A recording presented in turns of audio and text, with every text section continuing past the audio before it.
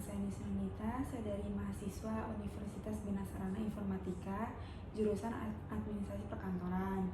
Hari ini saya ingin mewawancara Mbak untuk tugas akhir saya yang berjudul analisa penerapan aplikasi SINDE pada Divisi Tata Usaha Direktorat SMA di Kemendikbud Ristek Jakarta Selatan. Perkenalkan, nama saya Isabella Imani, bisa dipanggil Bella aja, sebagai Sekretaris Direktur SMA. Oke.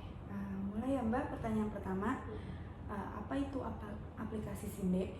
Sebenarnya SINDE itu singkatan dari Sistem Naskah Dinas Elektronik. Nah, SINDE ini digunakan untuk keperluan tanda tangan elektronik dan juga dapat menyebarkan di lingkungan Kemendikbudristek dan UPT-UPT di bawahnya. Tujuan dan fungsi aplikasi SINDE itu apa ya?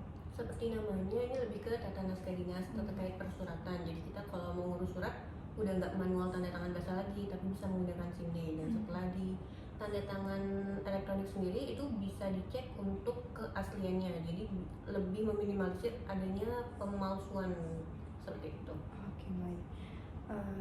Bagaimana keefektivitas aplikasi SINDE di dalam penggunaan? Sebenarnya kalau untuk efektivitas sudah baik ya, karena ini kan kita lebih ringkas, lebih efektif dibanding untuk manual yang mana perlu menemui pimpinan secara langsung. Tapi kalau ini kan kita bisa melakukannya di mana saja, lebih dinamis juga gitu. Cuma mungkin dalam penggunaannya ada beberapa kekurangan-kekurangan yang masih agak sulit untuk ngedraft suratnya sendiri seperti itu. Itu berarti yang masuk, apakah ada kesulitan dalam memakai aplikasi SINDE itu yang draftnya itu Mbak? Oke. Apakah aplikasi SINDE memuaskan untuk semua karyawan pengguna?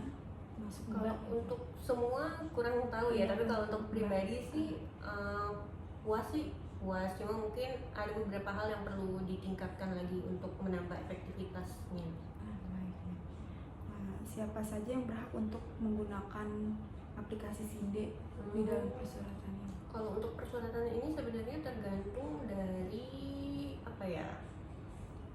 ketentuan dari masing-masing satuan kerjanya gitu. Kalau misalnya di Direktorat SMA sendiri, kita itu kan ada tim kerja. Nah, tiap-tiap tim kerja ini ada ditunjuk satu orang sebagai operator surat. Nah, berarti di tim kerja itu yang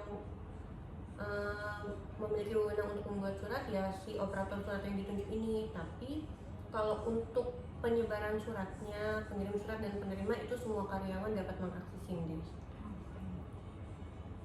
Bagaimana pertimbangan kelayakan penerapan persuratan pada aplikasi SINDE? Kalau terkait kelayakan, kita sebenarnya ada acuannya dari Giro. Jadi kita itu setiap tahunnya atau setiap berapa bulan sekali atau mungkin ketika ada ketentuan-ketentuan baru dari tata usaha akan ngadain kegiatan untuk menginternalisasi ketentuan-ketentuan baru itu. Nah, jadi dari situ ketentuan kita yang dijadiin acuan untuk membuat draft surat. Menurut Mbak, kendala apa saja yang ada dalam persuratan pada aplikasi SINDE selain draft surat? Apa ada lagi? Sebenarnya yang sekarang ini SINDE-nya udah lebih mudah diakses. Nah, yang sebelum upgrade itu SINDE ini cukup susah diakses, jadi dia kayak untuk nge-loadingnya lebih lama. Cuma di yang sekarang lebih cepat, tapi dia itu kita mesti aksesnya lewat website.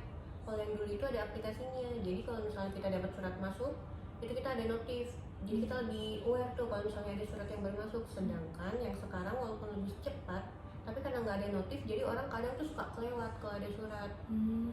Jadi kalau misalnya ada surat-surat yang urgent, kita perlu hubungin lewat WhatsApp atau telepon untuk cek surat gitu. Karena kalau misalnya orang yang nggak buka SINDE-nya, dia nggak akan tahu kalau ada surat baru. Jadi emang harus sering-sering ngecek gitu.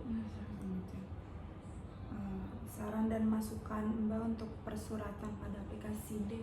Ya pengennya sih bisa ada aplikasinya lagi gitu. Jadi kita kalau ada surat masuk atau mengirim surat itu bisa langsung di aplikasinya dan ada notifnya. Jadi kita lebih cepat lebih cepat ngaksesnya gitu, nggak perlu nunggu dihubungin atau gimana. Sama kalau misalnya ngedraft surat sebenarnya yang paling banyak PR-nya karena ada beberapa fungsinya tuh walaupun udah dibenerin, udah sesuai dengan yang ketentuan di draftnya pas dicek reviewnya masih berantakan, jadi perlu ngira-ngira sendiri buat ngeditnya gitu.